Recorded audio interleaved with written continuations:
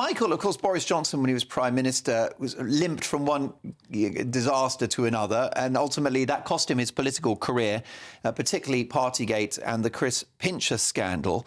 How would you compare Starmer's alleged crimes? Because many would argue that no rules have been broken here. I think it's all about the difference in character and ability between the two. Look, Boris is not a manager, never claimed to be a manager. He's like Ronald Reagan, really, a man full of ideas. What he wasn't doing, which Ronald Reagan did do, is surround himself with able people who could control him. But the problem with Keir Starmer is he's devoid of ideas. He came into government with no plan. I've seen him in the House of Commons. Let's be honest. I mean, they've sorted out the industrial action, which Rishi Sunak wasn't able to do. The strikes are now over. A deal with the junior doctors, a deal with the train drivers. They're getting on with running the country and fixing a Tory mess. They're acting like Robin Hood, and they're stealing from the pensioners to give to train drivers. The average wage of a train driver is £74,000 a year. Aren't they having to do the cut to the winter fuel allowance because of the Tory economic mess that they inherited? For 6 months, the Labour government have had full access to the Treasury books. They knew what the situation was. At the time of the election, they said there wouldn't be any cuts. And there needn't have been cuts, because the amount of money given to junior doctors, who still say, by the way, that they will go on strike, and the amount of money they've given to the train drivers and others, it's easy to surrender. That's not negotiation. His mind is not agile. But isn't it fair to say that Labour... And let's have a look at this one in the Daily Express. Even Labour's union backers, Linda Jubilee, want fuel cuts scrapped. Do you think that Starmer and Reeves are going to have to move on this pensioners issue? Michael, why have they done it? They've done it because they feel that I think they've made the wrong judgment, to put it frankly. They've done it to pay for... Political mistake. Obviously a political mistake, but they've done it partly to pay, as I said earlier on, pay off the doctors, pay off the train drivers. But it's a small amount. But it doesn't. But it's a small amount. It doesn't pay off anybody. It's a drop in the ocean. And, of course, this is the almighty mess they've inherited from the Tories. Oh, well, that's what they claim. But as I said earlier, you know, they've known exactly what the situation was. Well, Michael, the country's broke, isn't it? Why say... It's not broke, as you quite rightly say. We have economic growth, but we have economic growth, and I think that's down to some excellent policies in the last 18 months. But what we have is a deficit, don't we? More is going up than comes in every month. The United States has got a huge deficit. France has got a deficit as a percentage of its GDP that is greater than that of the UK. So is Germany. Look, you know, COVID affected every country, but only the Labour Party is deciding that they're going to bring back austerity. And one of the reasons is Rachel Reeves, I often say this, is like Sharon White. Who's Sharon White? She was the lady who bust John Lewis and Waitrose and had to be got rid of. Normally she would have been in office for 10 years. She, in fact, was got rid of after 4 years. She and Rachel Reeves have a number of things in common. One of them is they chose to be civil servants. They were good as civil servants, but civil servants are not entrepreneurs. They don't know how to make money. All they know about is how to cut. I think Liz Truss is no entrepreneur, is she? Look what happened to interest rates when she was Prime Minister. Well, it's been said, actually, recently, that interest rates surged all over the world. At that time, it went up in the United States, France and Germany. I don't actually think she helped in the UK.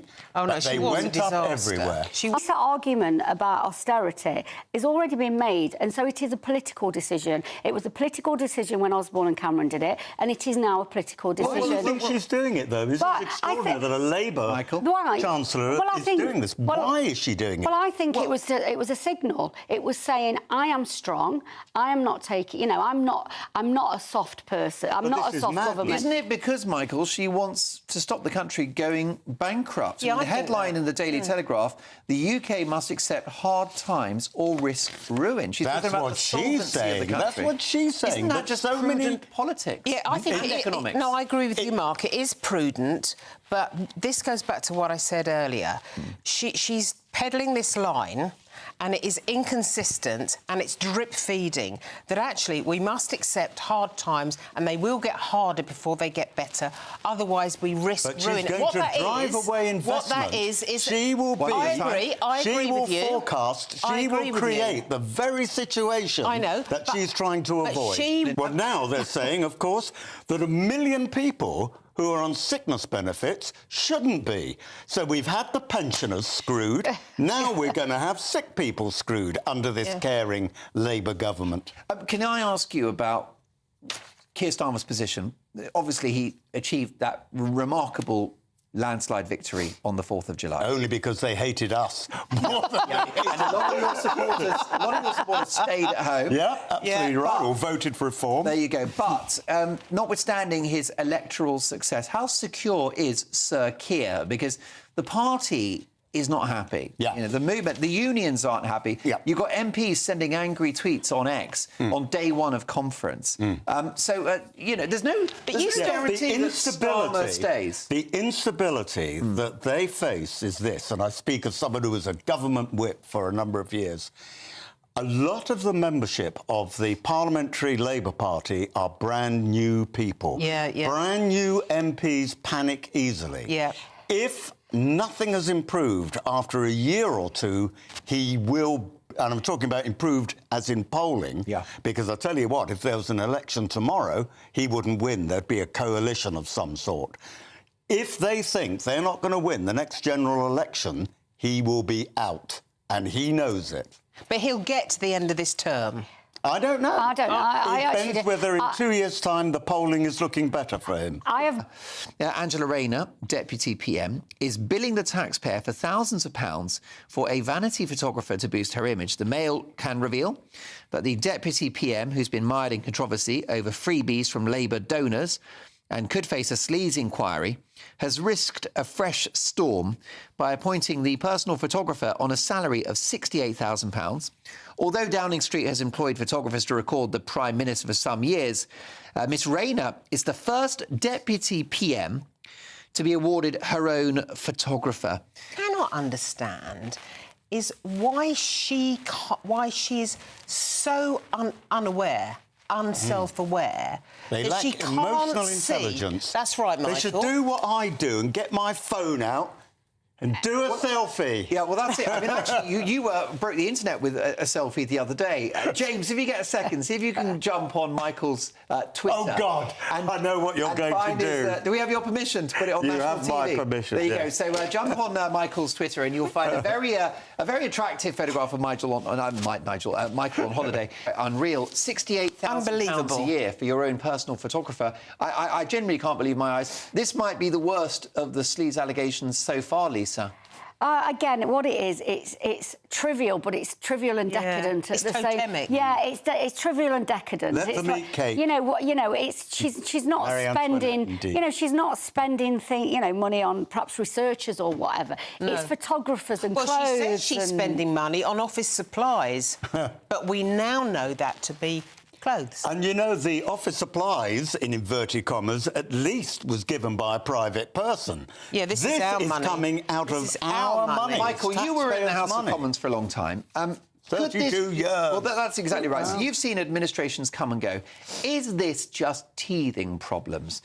Tomorrow's fish and chip paper, and eventually we'll all move on. This is what Labour MPs are hoping. It's just that. But I don't think it is. No. I think that the Prime Minister, I think Angela Rayner, lack judgment. As I said, they came into all this with no plan. It's a complete vacuum. It's a complete void. Well, wait a minute. And The plan is to invest in schools, hospitals. they say it all. You know, they say build it some all. prisons. But you know, law like, and order. They don't so, say so how. the Mirror says we will get your money back. This is now Rachel Reeves from all the people who are tax dodgers. But they say it, but they don't say how. Do you think the HMRC hasn't been trying to do that this for years and years and years? And it's like Well, they when never got you, Starmer Michael. says... It's like when Starmer... That's why I go abroad You're so so much, rich you to can afford your own escape. clothes. But, you know, it's like when Starmer says, you know, we're going to solve like that if we get elected, getting the boats over. Because you know what we're going to do? We're going to stop the people smugglers. See, Well, the what problem- the hell do they think But- MI5 and the and trouble with everybody this, else Linda, has been doing? Well, now listen, if you're thinking about hiring a personal photographer, why don't you employ the person that took this lovely picture of Michael Fabricant, Sir Michael Fabricant, on holiday? Where were you, Michael? I was actually in West Wales. There you go. Listen, we're going to flash it up on the main screen in just a second, but let me tell you that you are a man that belies your years. You're still in excellent physical nick, and it doesn't cost Yes, the man 70 boobs, grand. I must say, got more views, 1.2 million, than the average page 3 Here it comes. girl. Here My it comes. goodness. Harry won't let us down. He's actually asked for a personal signed copy of this photograph. Oh. Michael, you look very well. Oh, God. What a view! And I'm not talking about the mountains. I'm going to get a sports bra. Don't do yourself down. Gorgeous figure. David Gandy, eat your heart out.